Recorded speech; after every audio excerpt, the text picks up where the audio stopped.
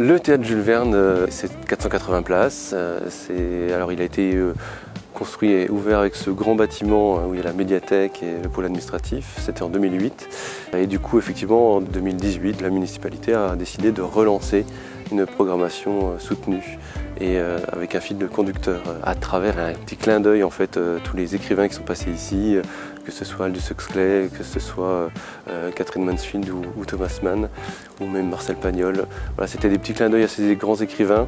On relance la machine sur 2020 avec à peu près cette même mécanique, toujours sur ce fil conducteur du texte et donc repartir sur les rendez-vous des bandoles jazz.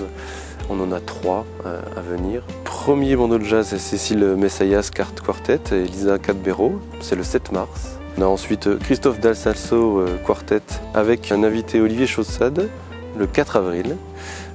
Donc à chaque fois c'est effectivement des formations, des quartets ou des trios qui invitent un soliste. Et le dernier c'est Alex Freiman Trio le 16 mai. Les paroles d'auteur également, donc 2 programmés notamment. L'un avec Natacha Polony, Perico Légas, c'est le 28 février. Toujours donc gratuit, ouvert à tous. Et puis deuxième parole d'auteur avec Valérie Trierweiler le 24 avril. Des grands rendez-vous à venir, on a 3 grands concerts. On a la chance d'accueillir le 1er février, donc très bientôt, Renan Luce. Donc, tout le monde se souvient, je pense, des Voisines ou La Lettre, qui ont été des grands succès après 2006-2007.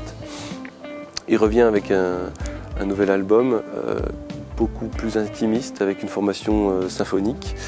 Donc ça va être très acoustique, ça va être vraiment très beau, une très belle mise en scène. On a aussi un autre grand rendez-vous qui sera le 3 avril. Et là, avec un artiste qu'on a connu ici à Bandol sur le dernier festival Les Haussiennes, qui est venu nous rendre visite, c'est Kali, qui a fait un succès fou en plein air. Donc. Et là, il revient avec un tout nouveau spectacle. Et je dis qu'on a beaucoup de chance, puisqu'en fait, ça sera première date en France, c'est ici, au Théâtre Jules Verne à Bandol, en partenariat avec le Centre culturel Tizot à la Seine, qui lui le reçoit en résidence. Et son premier spectacle public se fera ici. Un autre concert très important, je pense qui va surprendre cette année, c'est le centenaire de la naissance de Boris Vian.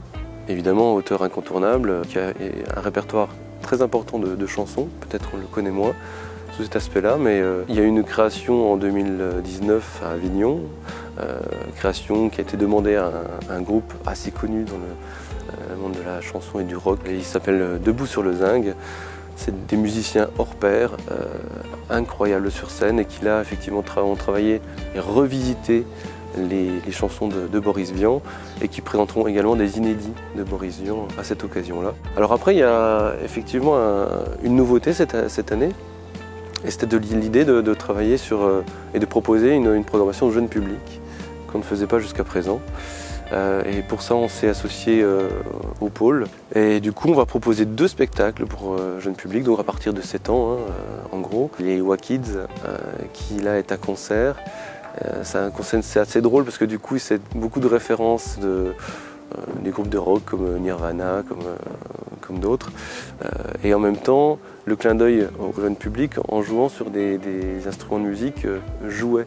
C'est-à-dire qu'il joue sur des jouets. Et puis un autre spectacle, mais là pour le coup qui est dans le théâtre, c'est le Tarot du Grand Tout, qui est un texte qui parle de l'univers hospitalier, qui est joué par la compagnie de l'Enel, un comédien et un musicien, avec une mise en scène assez sobre et qui nous transporte dans une ambiance assez poétique. Tous ces spectacles, toute cette programmation, c'est évidemment accessible à tous. Les informations pratiques, billetterie, c'est disponible à l'office de tourisme de Bandol, ici même, Théâtre Jules Verne, dans les heures d'ouverture. Et puis bien sûr, la billetterie, c'est tous les points de vente habituels, avec une politique tarifaire très avantageuse. Alors c'est vrai que la position de la municipalité, c'était d'offrir des spectacles vraiment facilement accessibles, donc sur des billets qui seront toujours entre 20 et 30 euros, et pas au-delà de 30 euros. On va continuer, cette programmation va évidemment se pérenniser à la hauteur de ce qu'on a pu faire et voire plus.